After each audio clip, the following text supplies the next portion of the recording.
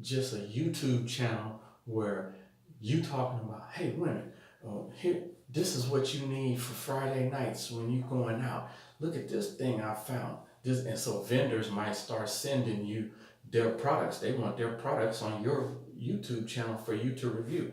But the point is that's driving in more traffic. So the vendors are hipping you to their new products. Advertisers are paying you because you have an audience, and the audience is potentially paying you for your expertise. You can be a consultant, and then let's take it a little deeper on that same one. As you probably aware, there are a lot of businesses now that are personal stylists. So you can have a subscription service with this. So these people, this audience that you just built, you selling them a subscription service. Pay me $50 every month, and I'm gonna send you some clothes because and then you got some sort of software on your website or a questionnaire on your website that gives you the insight. Now, this is where your expertise is. So, since you have the expertise, you've been on the ground talking to the women in your boutique. You know what's hot. You know what's not. So, your expertise is going to come into play with the people who are paying you on your subscription service. So, they're paying you $50 a month, and you sending out clothes based on the knowledge that you got from your boutique and your research that you're doing. And so you sending them out clothes, and then they say, yeah, I'll take this shirt, but I don't like them pants. I don't like that dress, but I like that dress. I don't like this purse, but I like that purse. I'm going to keep these ones and send you back these ones. Bam. $50 a month, do that all day. So again, let's go back to what I said. If you had 300 people giving you $50 a month, that's 15,000. So you making 15,000 on that subscription service. You got internet audience, so those advertisers are paying you for your audience. You got e-commerce, people just go in there and buy a shirt, buy a purse, buy some sort of jewelry. You're making that money. Then you got your physical location. You got people coming in your store buying this product. So virtual merchant is some other vocabulary that basically covers all of these as well. A retail sales business that has only an online presence rather than brick and mortar. But that's the only thing that makes that unique. Is just virtual. You're all online. You don't have no brick and mortar. Click and mortar. You just have the virtual component. And so that whole business model we just talked about, this boutique. I'm sure there's plenty of women who have desires to have a boutique. We just made that up right now. And those are components that currently exist. There currently are businesses excelling and making multi-million dollars of profit, multi-million dollars of sales with those components individually and together. So basically what I'm saying, there's nothing unique about what I just said. It's just that I picked that industry and gave you a conceptual view of how this can occur. So I'm gonna go back to let's step back a little bit. I said I was harping on the fact that there's enough business for every young entrepreneur to make a fortune. And I said, cut the young thing. We saying entrepreneur. So if you were a retiree or you close to retirement, you're like, oh, I'm out the game. No, as you retired people wear clothes. Did you know that? Did you know retired people wear clothes? So what the hell are you talking about? You can have a boutique that specializes in the clothes that women who are retired wear, the jewelry that women who are retired wear. I'm gonna give you for instance, and I don't even know fashion like that for women, but it's one thing that observation that I made. It's like, hey, I noticed this new style of, it's not shirts, right? What is it called? A blouse, right? That women are wearing, right? And that style is a thing. It's got the shoulders cut out right here, right? And I just see it, and I'm like, oh yeah, that's cool, whatever. But I'm just thinking about it like, oh, maybe that's kind of cold though, right? But I made another observation while I was observing that. Who are the people that are wearing that style? And I noticed the young women are wearing, they shirt stop here. They want to show all of this here. But 40 plus, women in their 40s, 50s, and 60s have that blouse that got the shoulders out right here, right? I'm like, oh, okay, that's interesting. I just started to noticing. I'm like, so I play those games with myself just from a business standpoint. Every business, every possible business thing. That's how my mind goes, right? So I just started observing it. Okay, who's wearing those? And I started noticing it's always women who are in their 40s ish, 50s ish, 60s ish. And I noticed the different patterns that are used are women's in their 40s ish, 50s ish, 60s ish, right? And so, but specifically not the younger women. Theirs are, they want to show some stomach, right? They don't seem to be so interested in that. Then I do see some women, younger women with that too, sometimes, but I notice they aren't the kind of women who wear the short shirts. They are the more conservative-ish type of young women. So that all that what I just said is not to tease or pick on anyone. It's just like market research that I just do on everything. I'm always just doing market research just from observation standpoint. So if you take that and back to what we were just talking about from a young and an old, women who are, you might feel, oh, it's too late for me, so I can't start no business. Well, you could start that one. You could start that boutique. You selling them shirts with the cut out shoulders right there. That's what's in your store. And that's what your expertise is about. You might be talking about, oh yeah, women, you got a whole audience of women who are close to retirement, and they have specific styles, specific patterns, specific type of shoes they wear, specific type of hairstyles, makeup, everything. And you have that audience. Advertisers want them. It's different advertisers that want them. There's advertisers that want the women who, want to wear the sexy stuff where this part is out. And there's advertisers who want women who are in their 40s, 50s, 60s because they spend different kinds of money than the women who are in their teens, 20s, and 30s, right? So marketers are looking for everybody. So you ain't out the game, no matter if I don't want you to think you're too young, and you damn sure ain't too old.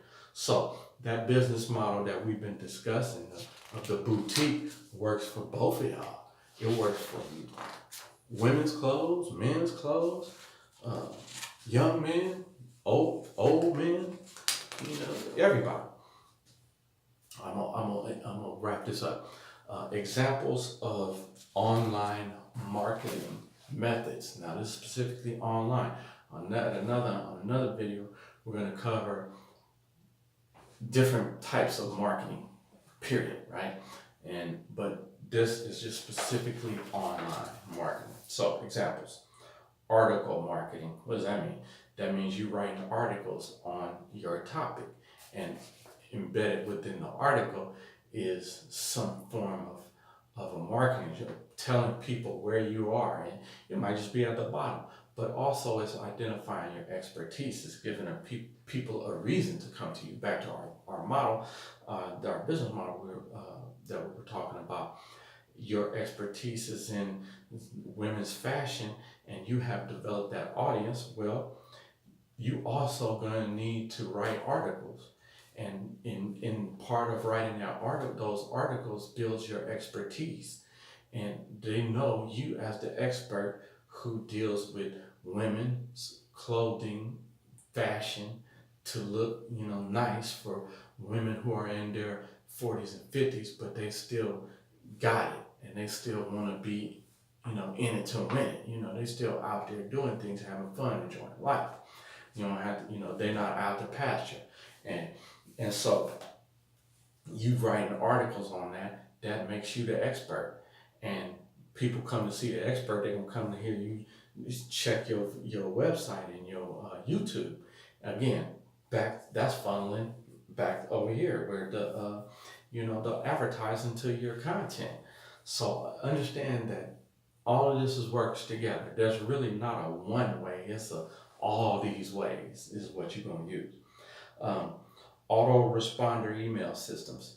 Um, those are systems and processes that use email to automatically get back at people, and you send them, it's something in that automatic get back. You've been a part of that.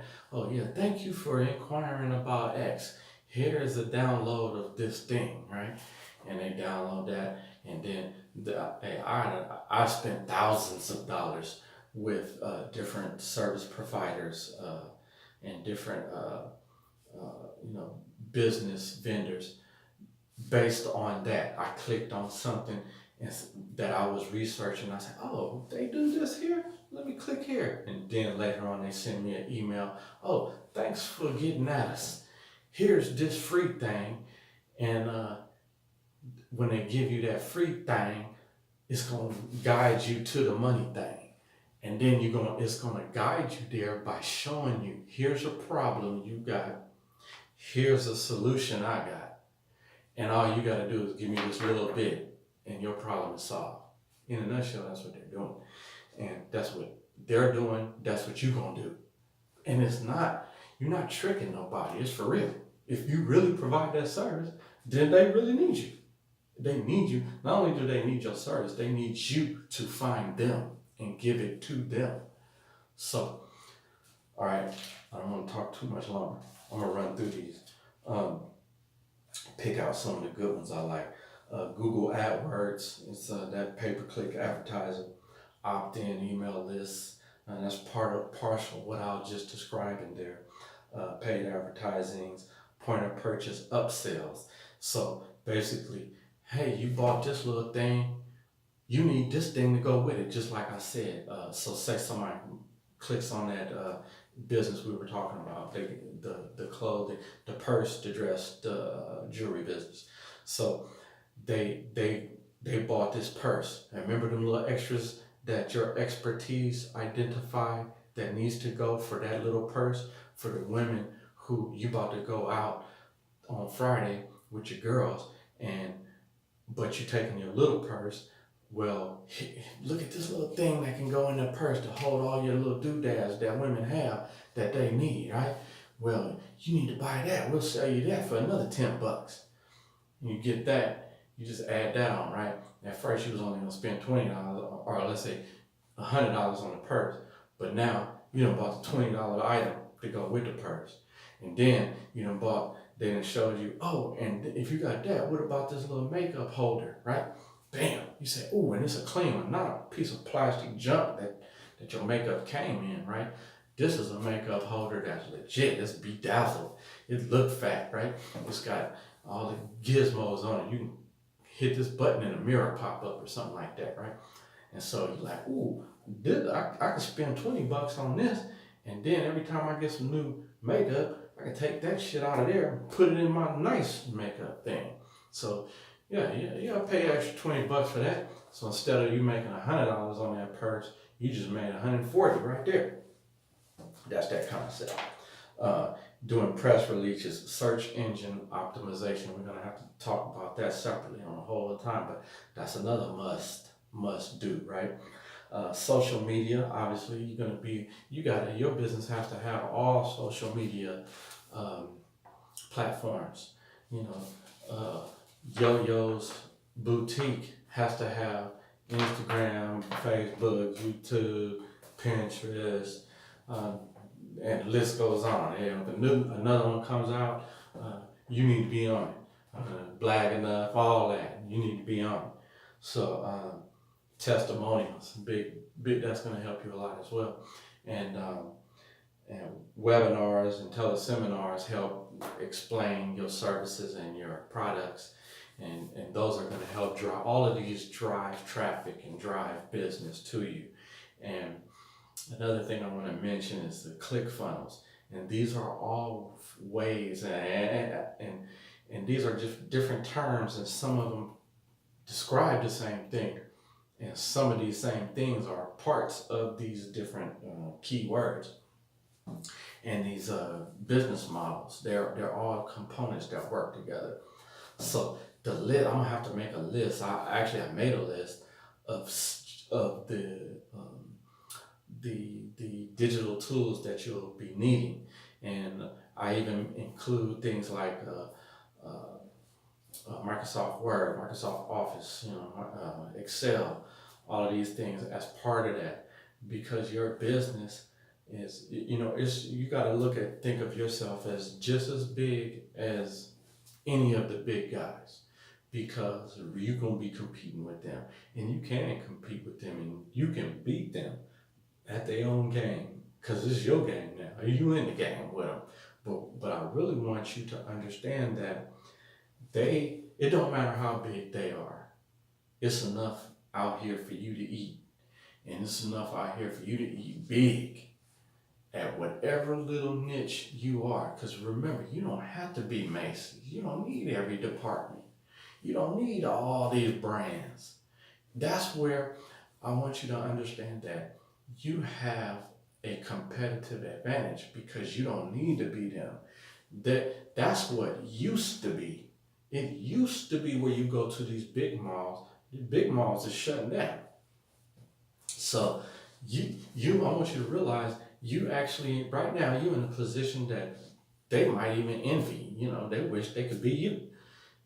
And you, as a person who used to work at Macy's, you used to work in the dress section or the purse section or the jewelry section, right? Well, skip Macy's. You don't need Macy's no more. If that's what you do, you start your department. That's how you can think of it. Hey, just think of it just like you building your department that you used to stand there spraying people, right? With the cologne, with the perfume, right? Hey, you want to try this shit? Hey, you want to try this shit? Hey, you want to try this shit? No, you're just going to do it a different way. You don't have the dress section. Think of that. That's your section now. The purse section, that's your section. But instead of at Macy's, it's online and it's branded to your company. But you're doing the same thing as them. So what if you could drive the foot traffic to that department? Never mind the whole big ass store. Your department drives that foot traffic. So every day, Macy's get a whole bunch of people. And they do a whole bunch of advertising, a whole bunch of offers, a whole bunch of click funnel to try to get people in. Whole bunch of, I get this stuff every day at home. So I go home, it's gonna check my mail, it's gonna be some, all these coupons and all this crap. There's gonna be some of that. And I toss that shit away. I don't even look at it. But the new way, you doing that same thing, but it's going to be more effective, and it's going to be targeted, and it's going to be on the internet. And so instead of what they need to do that to drive, they need to spray and pray. They need to tell everybody, hey, Macy's, we open, please come see us. Well, all you got to do is drive enough traffic to pay for your life. You don't need to pay for the whole damn Macy's. So you don't need that much traffic. You need your 50 clients, your 300 clients, your 1,000 clients to Yo-Yo's Boutique. I'm going to shut it down right there. We're going to talk some more later. Appreciate you.